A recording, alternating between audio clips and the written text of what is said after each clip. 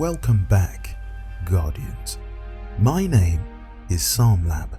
How long has it been since we've thought about Io, Mercury, Titan, or Mars? Perhaps too long? Well, today I would like to propose to you a few questions. What if we could get back our planets? And if so, how would we do it? Let me explain further. Season of the Lost has begun, and already many hidden things have been brought to light. The Ascendant Realm.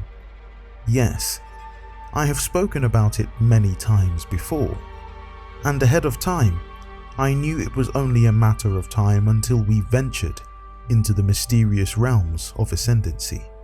This season, we have been working closely with Mara Sov in order to circumvent Savathun, the Witch Queen of Lies, and ultimately remove her from the equation. But let's shift quantum for a moment. At the end of Season of Arrivals, we lost 4 major planets from our Sol system: Mercury, Io, Titan, and Mars. What if I told you that Mars isn't gone at all? During my time in the Ishtar Collective libraries, a piece of text came to light that had somehow escaped me. In my previous video, I discussed how Emperor Callus had been using the Glycon ship to experiment with Scorn and brute force his way into making contact with the anomaly surrounding Mars. Now we hear reports of Hive warships moving in on the very same anomaly, and these warships belonging to Xivu Arath, or so it seems. However, Keitel is under a different impression. She believes Savathun's capture and the location of the Hive ships to all be trickery. That Savathun could in fact be working with her sister, and Savathun is fully able to control the Hive, Taken, and the Scorn. Have a listen to this armament lore entry titled Peacebond. Thus it reads. Each passing moment is marked by the click of an analog timer on the wall. When the pressure gauge reaches 100%, the timer releases a final click, and the airlock doors grind open in the hangar bay. Lord Saladin tucks his helmet under his arm and marches inside.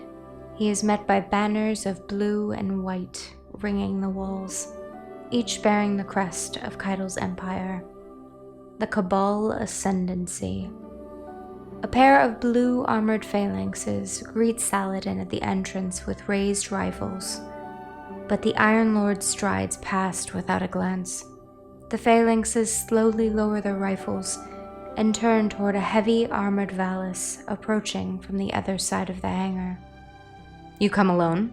Valis Orok bellows, reaching up to wrench his helmet off. A pressurized hiss escapes as the environmental seal breaks. "You're bold, Commander." "Lord." Saladin corrects as he closes the distance between them. "My title is Iron Lord." Valis Orok comes to a stop, looking down at Saladin with narrowed eyes. "Iron Lord Saladin." He tests the unfamiliar words with gnashing teeth. "You are bold. I'm not here for flattery, or your formal processions," Saladin rebukes, now within arm's reach of the Valis. Saladin looks up at him, unafraid, undeterred. "How do you want to do this?" The Valis locks eyes with Saladin, then snorts loudly, and rumbles with appreciative laughter. "I have a war room," he says in a more conversational tone. No more boasts, no more chest beating. "We are tracking the movements of Hive ships in the vicinity of the Mars anomaly. There have been developments in the Dreaming City regarding Xivu Arath you should be aware of," Saladin replies. "Lead the way." A curious thought. Why are more and more races gathering around the Mars anomaly? Is there something on the planet thereafter, or is there more than meets the eye? In my last video about Emperor Callus, I revealed my findings on what Callus was doing, experimenting with the Crown of Sorrow on the Glycon, and what it means for a potential return to Mars. I would like to continue on that theme, but push past the already known boundaries. What if I told you that there is life on Mars right now, and those individuals, structures, and valuable goods aren't really gone? You used to dream of old Mars, didn't you? Bathed in gold and crimson red. Soon we shall reclaim it, from the black riptides and the ruin, soon to be revealed to me like a precept. Fight darkness with light. Restore this darkened place with the great light. Then we can escape these dark zones. Yes, that's right. You've heard the term mentioned many times. In the libraries of Ishtar, time and time again the word darkness zones has appeared. But what is a darkness zone? Traditionally in Destiny, these are zones that Guardians enter where there is no light, and light cannot reside. If this is true, then it prohibits Guardians and their companions from using the Traveler's light. Restrictions on revival, low visibility, slowness. In short, is the worst place to be alone, even with a ghost by your side. A field that impacts an entire planet with dark zones, but with physical attributes. Entire regions blanketed by the black mist of dark itself, like a great wall of rolling mass clung to one area, letting nothing escape its grasp. Terrifying, isn't it? This is a dark zone, a Guardian's worst nightmare. Have I lost you? Why don't I give you an account of such thing taking place on Mars right now? Have a listen to this armament lore entry titled Imperial Needle. So it reads. New Guardians tend to know two things: gun and shoot. You pick the rest up along the way, and every Guardian's experience tends to be different.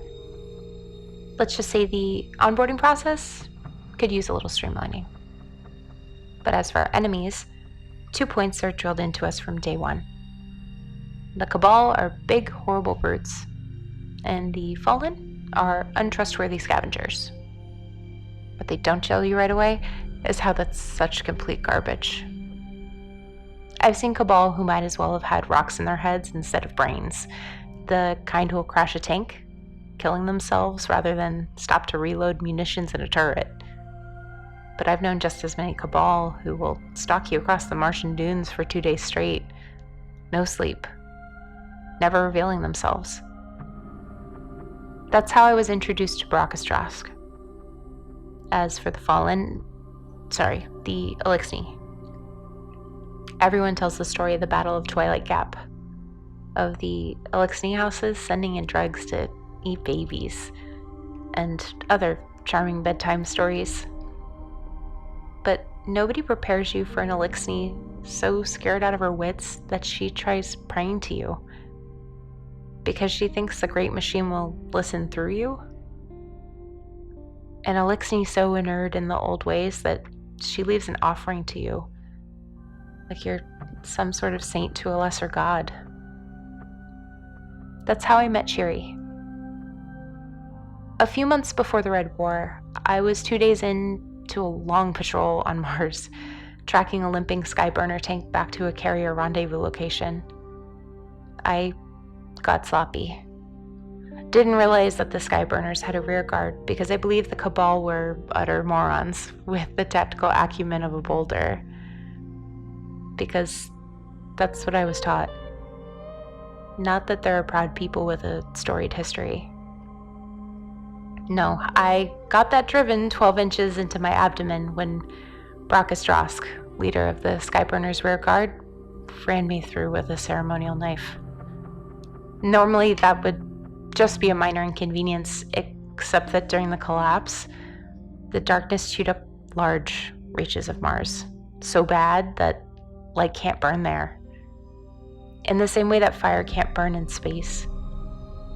So here I am, in a darkness zone, bleeding out, my ghost panicking because he can't do anything to save me, and 5 angry Cabal ready to throw down. Now, I killed all 4 of Drosk's honor guard without needing to reload, but Drosk wasn't a pushover. We went a few rounds. Me bleeding everywhere, him coming at me with a sword as long as I am tall. That's when I saw movement in my periphery. Like a heat mirage. I knew what it was, but I didn't have time to react until the electrostatic sheath was already coming off. But then I realized that the Elixir Vandal coming out of the cloak wasn't coming for me. It was coming for Drosk.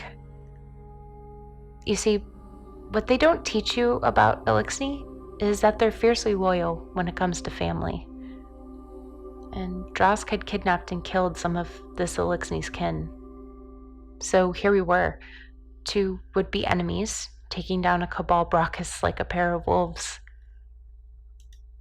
At least until I passed out from blood loss. To my surprise, I woke up bandaged and alive. The Vandal had left a trail of scrap metal taken from Drosk's armor for me to follow like breadcrumbs, once I was strong enough to move. My ghost explained the Elixir likely spared me for helping defeat a common enemy, but ghosts aren't omniscient. They're just little nerds who read a lot. Some stuff isn't written down. At the end of the trail outside the darkness zone, I found the Vandal waiting for me. She introduced herself as Cheery. I understood her, but barely. She spoke in circular idioms interspersed with Elixir words. She set down on the sand a trophy she'd crafted from Drosk's helmet, a bow. With enough draw strength to penetrate a tank at 100 yards. Then she sang at me some kind of mandible clicking prayer and left. No gunfight, no bloodshed. New Guardians tend to know 2 things: gun and shoot. You pick the rest up along the way, and every Guardian's experience tends to be different. Mine sure was.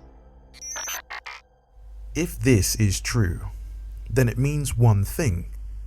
Commander Sloane, Asher Mir, and Brother Vance aren't lost, just trapped out there in the dark wilds. And it may be only a matter of time until the doorway to return to Mars, Mercury, Titan, and Io open. As the clock winds up and we prepare to face our true enemy, remember to lift your head way up high and declare this today. You, Guardian, can wade through the waters. No force can prevent you from chasing away the horrors of the night. For in the end, only one may prevail. But if you can forgive, and if you can forget, and allow a new path to forge beneath your feet, then we can surely triumph over every challenge. But that's all I have for you today. If you have enjoyed watching and listening to today's video, please feel free to leave a comment and a like, and consider subscribing and clicking the bell notification to find out when my next video goes live. Remember that no matter what you're facing at this moment in time, you can do all things. Stay safe and Godspeed.